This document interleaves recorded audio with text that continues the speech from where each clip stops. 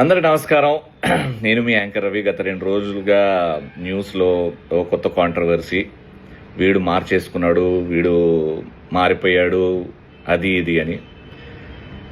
Chhatrapati Shivaji మహారాజ్ని follow అయ్యేవాడిని, Hanuman Chalisa చదివేవాడిని, పొద్దున్న లేస్తే రాత్రి వరకు మనసులో ఓం నమ శివాయ అనుకునేవాడిని.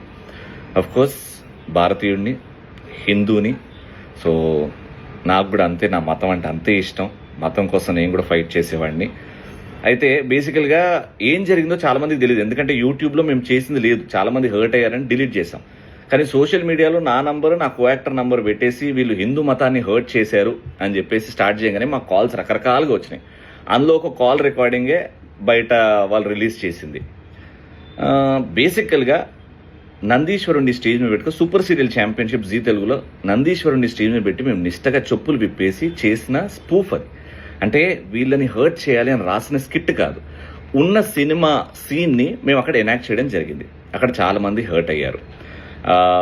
హర్ట్ అయిన దానికి నేను ఇంకోసారి అంటే వీడియో కూడా రిలీజ్ చేశాను, ఇంకోసారి ఇలాంటివి రిపీట్ అవ్వకుండా చూసుకుంటామని. చేసింది ఏమీ లేదు, నేను మాట్లాడింది హిందూ మతాన్ని, హిందూ దేవుణ్ణి అన్నది నా నోటి నుంచి ఏమీ లేదు, ఎప్పుడు అన్నాను. మీరు నన్ను 15 సంవత్సరాలుగా చూస్తున్నారు, నేనేంటో మీకు కొంచెం బాగా తెలియకపోయినా కొంచెం తెలుసు.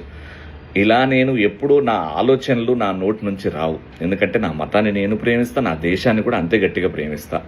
సో ఈ న్యూస్ ఛానల్స్ వాళ్ళు వ్యూస్ కోసం రకరకాల థంబ్నెయిల్స్ వాడుతున్నారు. దయచేసి నమ్మకండి ప్లీజ్. నేనేంటో మీకు బాగా తెలుసు, అండ్ ఇలాంటివి ఫ్యూచర్లో జరగకుండా నేను జాగ్రత్త పడతాను. ఆల్రైట్, జై శ్రీరామ్.